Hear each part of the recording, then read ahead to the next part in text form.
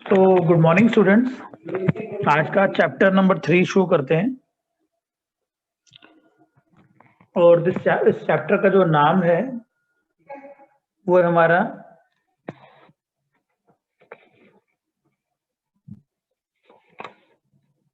Thermodynamic process on gases. और इस chapter में हम पहले पढ़ ही चुके हैं, तो इसमें रिवीजन शुरू करेंगे। तो मैंने आपको पहले बताया भी था कि बेसिकली प्रोसेस होता क्या है। अगर हम बात करें इस डायग्राम की, तो इस डायग्राम में ये एक स्टेट है और एक स्टेट ये है। और कोई भी स्टेट होती है उसको हम रिकॉग्नाइज कैसे करते हैं?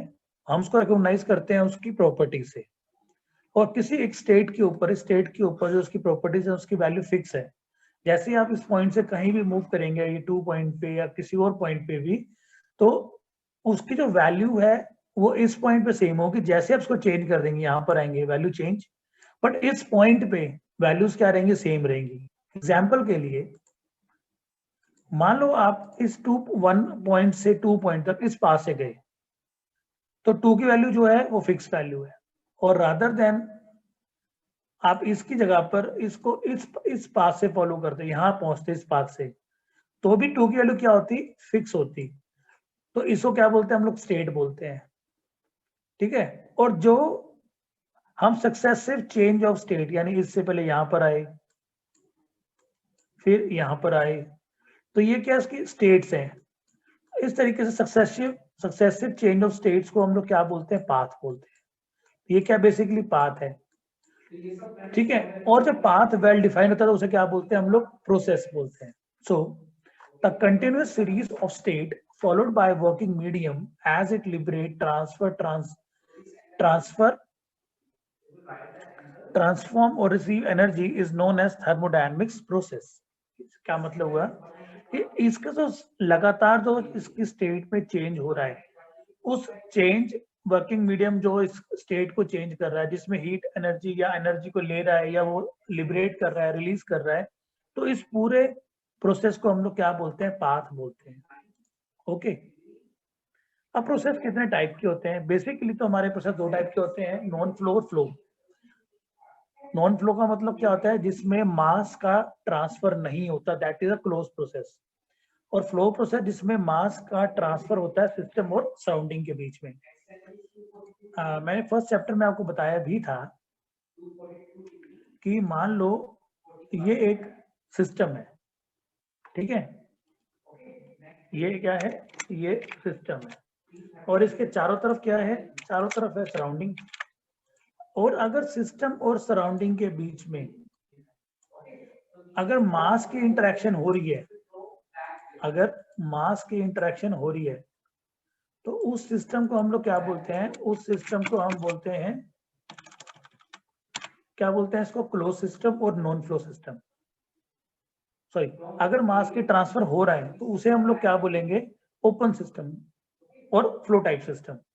तो यहाँ मास भी ट्रांसफर होगा और उसके साथ साथ यहाँ पर एनर्जी भी ट्रांसफर होगी, वर्क की फॉर्म में और हीट की फॉर्म में।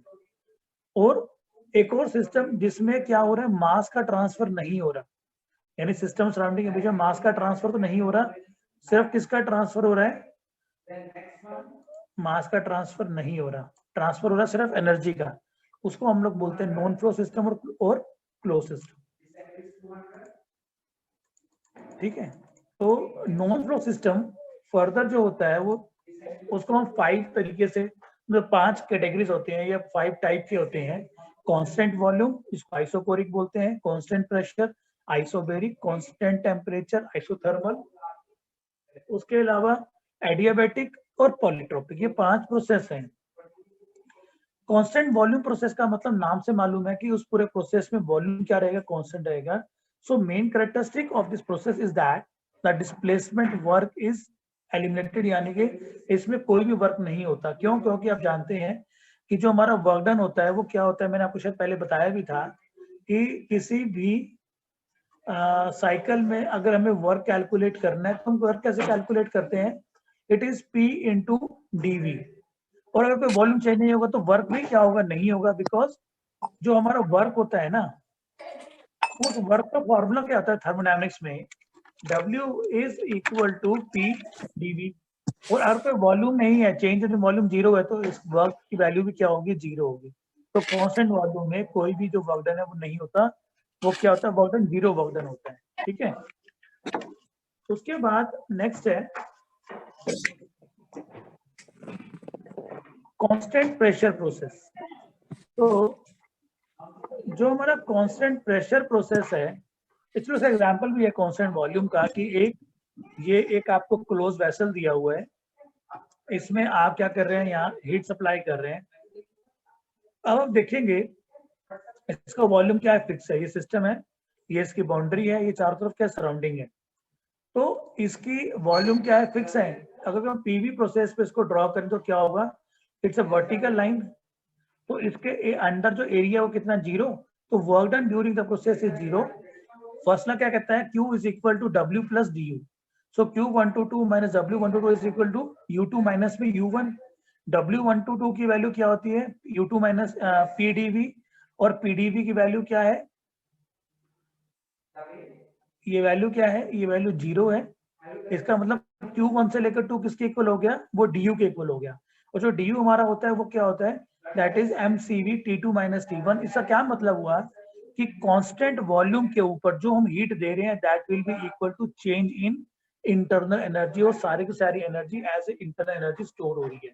सो कांस्टेंट वॉल्यूम प्रोसेस में जो भी हीट दे रहे हैं वो चेंज इन इंटरनल एनर्जी के फॉर्म में होगा, बिकॉज आप जो हीट दे रहे हो वक्त तो हो नहीं रहा, वो सारी energy as a internal energy क्या हो रही है, सिस्टम के अंदर स्टोर होती है। नेक्स्ट है हमारा कांस्टेंट प्रेशर, यानी जिसमें प्रेशर क्या रहता है, कांस्टेंट रहता है। अब इसको हम लोग क्या बोलते हैं, इसको आइसोबैरिक भी बोलते हैं। ठीक है, अब एग्जांपल के लिए आपकी स्क्रीन के ऊपर आप देखो, ये एक सिस्टम है जिसमें क्या बोलते हैं, एक फ्लूइड है जिसके ऊपर W वेट रखा हुआ है, W वेट का प्रेशर, दोनों के बीच में बैलेंस है। तो जैसे ही आप इसको हीट देते हैं, अब हीट देंगे तो क्या होगा, ये एक्सपेंड करेगा।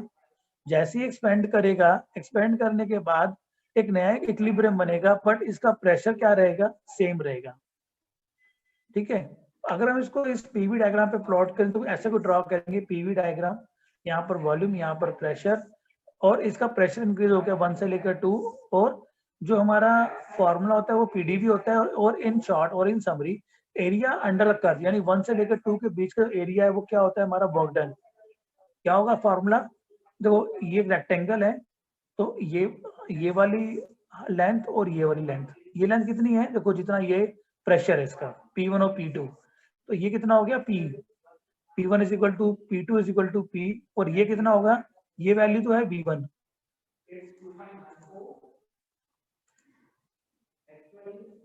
जो ये वैल्यू है यहां से और यहां तक, तो जो ये वाली वैल्यू है, ये तो क्या वैल्यू है, ये वैल्यू है V1, और जो ये वाली वैल्यू है वो क्या है, V2। तो V2 में से अगर V1 माइनस कर देंगे तो ये डिफरेंस आ गया, तो that is DV, change in volume. ये क्या है हमारा कांस्टेंट प्रेशर प्रोसेस। तो कांस्टेंट प्रेशर प्रोसेस में जो वर्क डन का फार्मूला PdV, इसको इंटीग्रेट करते हैं 1 से लेकर 2, 1 से, और फर्स्ट लॉ क्या कहता है हमारा, delta Q minus delta W is equal to DU, integrate कर दिया 1 से लेकर 2, तो delta Q is equal to delta W plus DU, इसकी value PdV plus DU, PdV की वैल्यू U प्लस PV, और हम जानते हैं U प्लस PV क्या होता है, H होता है, याद रखना, enthalpy is equal to internal energy plus PV। इसका ये मतलब हुआ कि कांस्टेंट प्रेशर प्रोसेस में जो हमारा Q है that is equal to DH, और DH क्या होता है, mCp dt। तो delta Q is equal to mCp dt। तो किसी भी कांस्टेंट प्रेशर प्रोसेस में Q is equal to H is equal to mCp T2 minus T1। अगर एग्जाम में क्वेश्चन आता है, इस फॉर्मूला से आप वैल्यू कैलकुलेट कर सकते हैं। Heat constant pressure is equal to change in enthalpy of the system. Now third process है हमारा हाइपरबोलिक प्रोसेस। अभी हमारा हाइपरबोलिक प्रोसेस क्या कहता है, जिसमें प्रेशर और वॉल्यूम जो दोनों का प्रोडक्ट है वो क्या रहता है, कांस्टेंट रहता है। So the process in which gas is heated और expanded in such a way that product of its pressure and volume remain constant is known as hyperbolic process, constant temperature process. ठीक है, अब constant temperature process का मतलब क्या होगा कि जब ये 1 से लेकर 2 पे मूव करेगा तो इसका टेम्परेचर क्या रहेगा, कांस्टेंट रहेगा। इसको हम लोग बॉयल्स लॉ भी कहते हैं। ठीक है, उसके बाद what is the next, isothermal process. अगर हम इसका वर्क डन कैलकुलेट करें तो ये हमारे पास एक पिस्टन सिलेंडर अरेंजमेंट है। इसको हम कांस्टेंट टेम्परेचर रिजर्वायर से हमने कनेक्ट किया हुआ है, जिसका टेम्परेचर क्या है, टेम्परेचर फिक्स रहेगा इसका। अगर हमारा टेम्परेचर बढ़ता भी है, हीट ट्रांसफर होकर यहाँ आ जाएगी। तो इस ड्यूरिंग दिस प्रोसेस, ये इसका डायग्राम है। अब again we know first law क्या कहता है, delta Q minus delta W is equal to D U, D U is equal to M C V D T. Change in temperature क्या है इसमें, 0 है ये वाला। तो इसका मतलब जो डी यू की वैल्यू है वो क्या होगी, इसमें 0 होगी। Delta Q minus delta W is equal 0 और delta Q is equal to delta W. इसका मतलब ये हो गया delta Q is equal to delta W. ठीक है, तो डेल्टा किसी भी आइसोथर्मल प्रोसेस में जो डेल्टा क्यू है किसके इक्वल होगा, डेल्टा डब्ल्यू के इक्वल होगा। और इसके लिए कंडीशन क्या है, वो प्रोसेस क्या होना चाहिए, क्वासी स्टैटिक होना चाहिए। अब delta Q is equal to delta P D V होता है, हम जानते हैं। अब पीडीवी हम लोग जानते हैं कि जो ये इसका जो पीडीवी है, और ये क्या है पी और ये है डी, और इस तो पी जो है ना,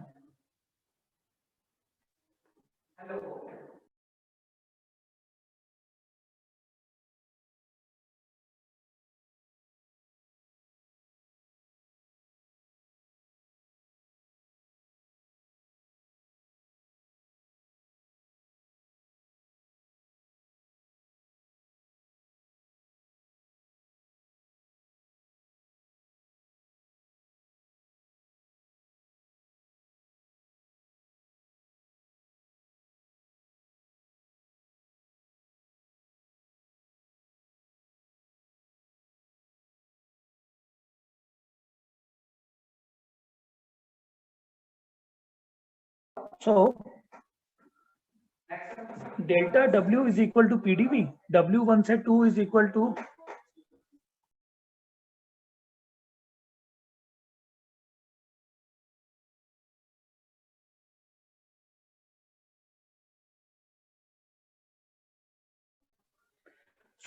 अब हमने क्या किया यहाँ पर,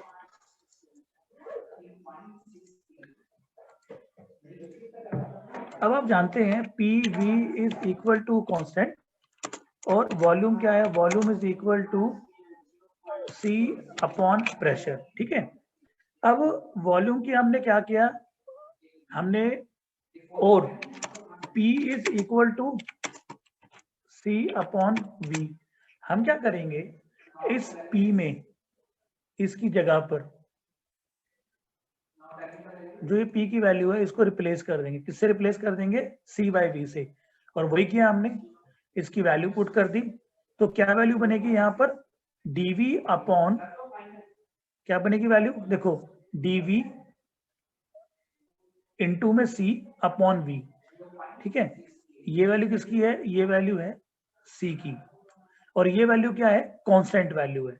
तो अब हम क्या करेंगे, जब इसको इंटीग्रेट करेंगे इस कांस्टेंट वाली वैल्यू को तो बाहर ले जाएंगे, तो क्या बन गया C integration of dV upon V। और जब आप dV अपॉन V को इंटीग्रेट करेंगे तो क्या बनेगा, C, ये वैल्यू C की है basically, C log e V2 by V। और C किसके इक्वल है, C की वैल्यू PV इक्वल है, तो हमने यहाँ PV वैल्यू पुट कर दी, PV log e V2 by V1। ठीक है,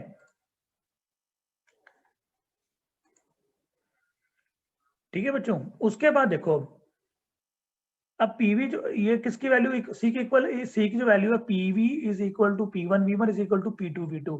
आप चाहो तो यहाँ पर P1 V1 वैल्यू पुट कर सकते हैं, हमने वैल्यू पुट कर दी। तो क्या बन गया कि क्या बन गया, P1 V1 log e V2 by V1। ये फॉर्मूला है Q W और Q का। और P1 V1 को आप लोग क्या लिख सकते हो, MR T1। तो इस तरीके से यूजिंग दिस फॉर्मूला आप क्या कर सकते हैं, वर्क डन कैलकुलेट कर सकते हैं, और ये इंपॉर्टेंट है, एग्जाम में आता भी है। ओके, कई बार 3 मार्क्स में क्वेश्चन आया था जिसमें आपको कैलकुलेट बताना होगा what you mean by constant volume process, what you mean by constant pressure process. इस तरीके से एग्जाम में ये जो है क्वेश्चन आता है और आपको ड्राइव करके ये दिखाना होगा। जैसे कि एक क्वेश्चन आया हुआ सीधा, डिफाइन पाथ या व्हाट इज अ प्रोसेस। ये एग्जाम में क्वेश्चन आए हुए 2 मार्क्स के क्वेश्चन। तो इसी तरीके से आपको ये जब ये क्वेश्चन आएंगे तो ये तो 2 मार्क्स क्वेश्चन थे, अगर 3 मार्क्स में क्वेश्चन ये 5 मार्क्स में आते हैं तो वहां आपको इनको सॉल्व करके दिखाना होता है, ठीक है। उसके बाद हमारा नेक्स्ट है, अब एक क्वेश्चन आया हुआ है what you mean by thermodynamic equation. ये 3 नंबर के क्वेश्चन, 4 नंबर क्वेश्चन में explain isobaric and thermodynamic process, तो इसी से आया हुआ है। तो आपको इसलिए एग्जाम में ये चैप्टर करके दिखाने होंगे। नेक्स्ट है, ये हमने इस तरीके से हम लोग वर्क डन और हीट इंटरेक्शन कैलकुलेट कर सकते हैं during the constant volume process, sorry constant temperature process. Next है हमारा एडियाबैटिक प्रोसेस। आप जानते हैं कि एडियाबैटिक प्रोसेस क्या होता है, जिसमें there is no transfer of heat from system to surrounding और सराउंडिंग टू सिस्टम। ना मास ट्रांसफर हो रहा है, ना हीट ट्रांसफर हो रही है, सिर्फ ट्रांसफर क्या हो रहा है, वर्क का ट्रांसफर हो सकता है। तो इसको हम जो करेक्टराइज करते हैं या जिसको आइडेंटिफाई करते हैं या इसको जिससे रिप्रेजेंट करते हैं, Q122 इज इक्वल टू 0, ठीक है। Now what is first law, Q122 minus W122 is equal to U2 minus में U1। अब ये वैल्यू तो हमारी क्या होगी, ये वैल्यू 0 होगी, हमने 0 लिख दी, माइनस W1 से 2 इज इक्वल डेल्टा U, और माइनस W1 से 2 इज इक्वल डेल्टा। इसका मतलब क्या हुआ कि आप इसको जो वर्क दे रहे हैं वो as a internal energy store हो रहा है, और या फिर जो उसकी इंटरनल एनर्जी है वो उसको वर्क में कन्वर्ट कर सकते हैं। तो that is work done is equal to change in internal energy. और हम जानते हैं डेल्टा यू क्या होता है, mCV T2 माइनस T1। जो डेल्टा यू की वैल्यू होती है वो क्या होती है, mCV T2 माइनस T1, ये वैल्यू जो है। उसके बाद नेक्स्ट है हमारा वर्क कैसे कैलकुलेट करना है। वर्क कैलकुलेट करने का अगेन सिंपल तरीका है, एरिया अंडर द कर्व, हमने कर्व ड्रॉ कर लिया, जिसको रिप्रेजेंट करते हैं PV gamma is equal to constant से। जो एडियाबैटिक प्रोसेस है वो क्या होता है, PV gamma is equal to constant. तो PV gamma is equal to constant basically है क्या चीज, PV gamma is equal to constant का जो मीनिंग है, अब हम उसको सॉल्व करते हैं। W1 से 2 इज इक्वल टू PdV, और जब भी आप किसी एडियाबैटिक प्रोसेस के लिए इसको सॉल्व करते हैं, जब भी किसी एडियाबैटिक प्रोसेस के लिए जब आप इसको सॉल्व करेंगे तो आप क्या करेंगे, PdV हर बार के क्या करेंगे, क्या लिखेंगे यहाँ पर हम लोग, P को कन्वर्ट करेंगे V की टर्म में। सो PV इसकी power gamma is equal to constant, मेरे पास R गामा नहीं है तो मैंने R लिख दिया। उसके बाद P क्या है, P is equal to C upon V की पावर गामा। मैंने क्या किया, ये वैल्यू वहां पुट कर दी, यहाँ पर P की जगह पे क्या वैल्यू आएगी, C अपॉन V की पावर गामा। और जब भी आप किसी को इंटीग्रेट करते हैं से dV बाय V की पावर गामा, तो क्या होगा, वो ऊपर आ जाएगी पावर V की पावर माइनस गामा, और माइनस गामा जब उसको इंटीग्रेट करते हैं क्या होगा, minus gamma plus 1 divide by minus gamma plus 1, इस तरीके से। खैर एनी हाउ आगे चलते हैं इसमें। अब हमने उस जो हमारी पहले क्वेश्चन थी कि -1 to 2 PdV is equal to mCV T2 minus T1, उसमें हमने ये वैल्यू पुट कर दी इसकी, ठीक है। PdV is equal to minus mCV dt, PV is equal to mRT, वहां से हमने P की वैल्यू निकाली, वो P की वैल्यू हमने इक्वेशन में पुट कर दी, mRT upon V dV is equal to minus mCV dt। आप ऐसे भी कर सकते हैं इसको, और उसके बाद क्या किया, dt by T minus RCV into में dV, और दोनों तरफ इंटीग्रेट करेंगे तो क्या आएगा, जब आप इसको फिर हमने क्या किया, R की वैल्यू पुट कर दी, CP minus CV, R upon CV is equal to CP minus CV upon CV। ये हम अभी लास्ट चैप्टर में कर भी चुके हैं, R is equal to CP minus CV, R upon CV is equal to CP minus, हमने सिर्फ डिवाइड किया CV से। यहाँ से क्या आया हमारा, यहाँ से ये आया और कि जो r अपॉन cv है that is equal to gamma minus one, इसकी वैल्यू हमने यहाँ पुट कर दी, dt by T is equal to minus r minus one gamma minus one dv upon v, integrate कर दिया तो log e t2 by t1, because anything upon t जब integrate करते हैं तो log t2 by t1 is equal to minus gamma minus one log e v2 by v1, और t2 by t1 is equal to, जब simple किया इसको क्या किया हमने, इसका एल्गोरिथम एंटी लॉग लिया, तो एंटी लॉग लेंगे तो क्या होगा, ये पावर यहाँ पे आगे ना फ्रंट में ये पावर बन जाएगी इसकी, तो minus gamma minus one t2 by t1 is equal to v1 by v2 की पावर गामा माइनस वन, और tv की power gamma minus one is equal to constant, कैसे, ये t है, ये v है, ये 1 अपॉन v था, इसको यहाँ ले आए तो क्या हो गया, अगर उसको जनरलाइज फॉर्म में लिखूँ कैसे लिखूंगा, देखो अगर मुझे इसको जनरलाइज फॉर्म में लिखना है तो क्या लिखेंगे, t is equal to 1 upon v और होल की power gamma minus one, whole की पावर गामा माइनस वन, और जब आप इसको सॉल्व करेंगे तो ये v की पावर यहाँ आ जाएगा, ठीक है, तो क्या लिख सकते हैं, टी v की power gamma minus one is equal to constant, ठीक है। और अच्छा अब हम गैस इक्वेशन जानते हैं, P v equal to M R T, वहां से क्या आया, v1 upon v2 is equal to p2 upon p1 divide by into t1 by t2, okay. अब हम क्या करते हैं,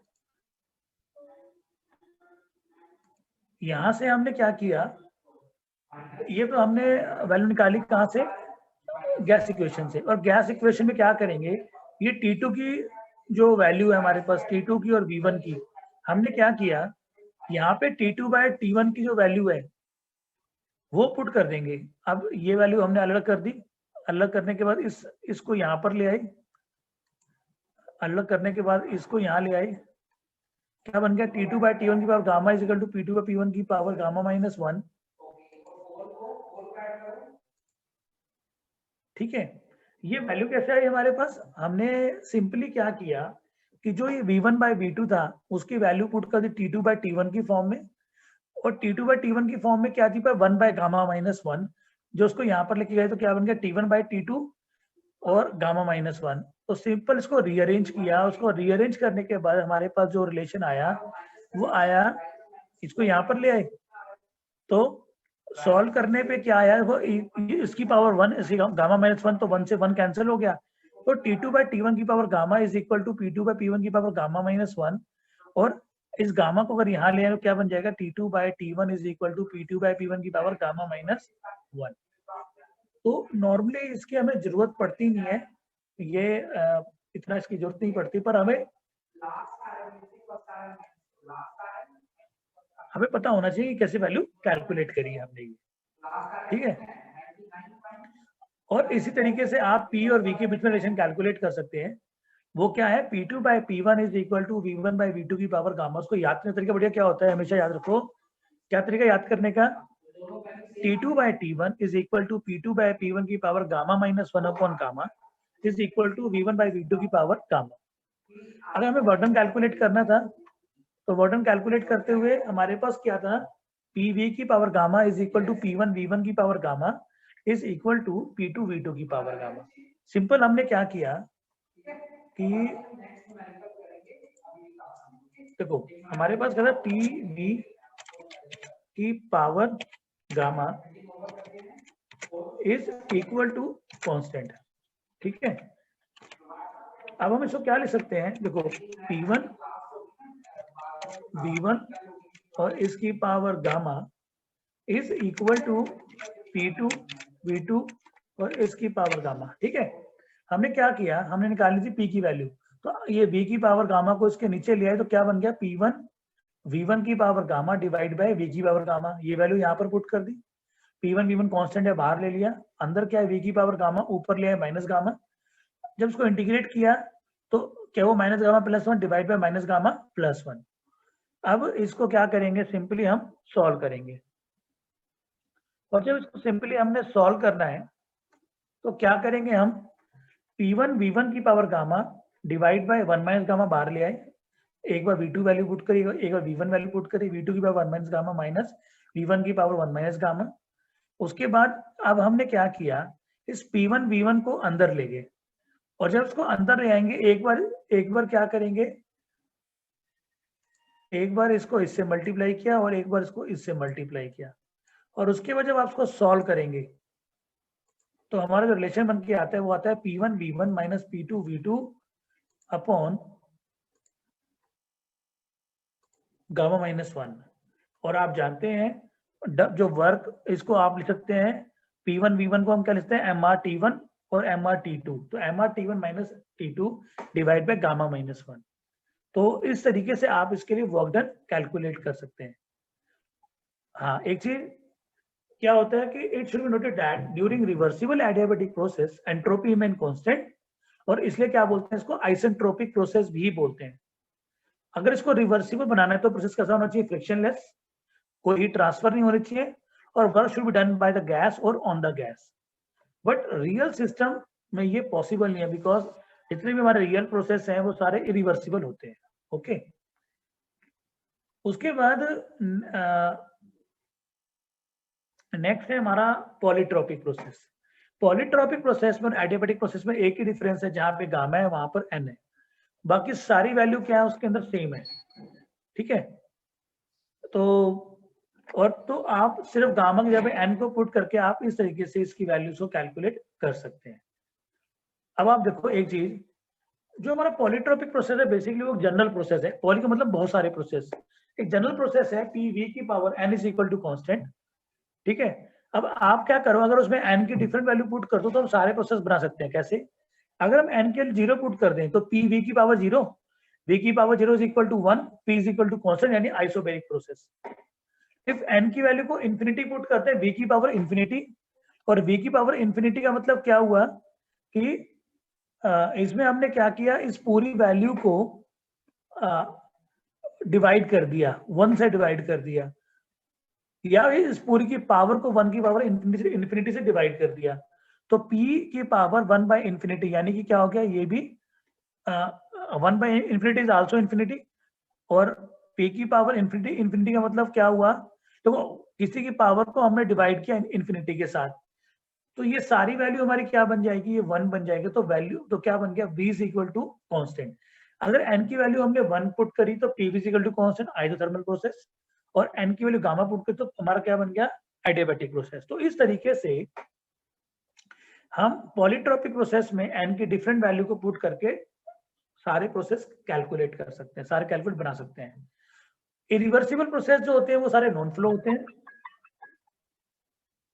ठीक है,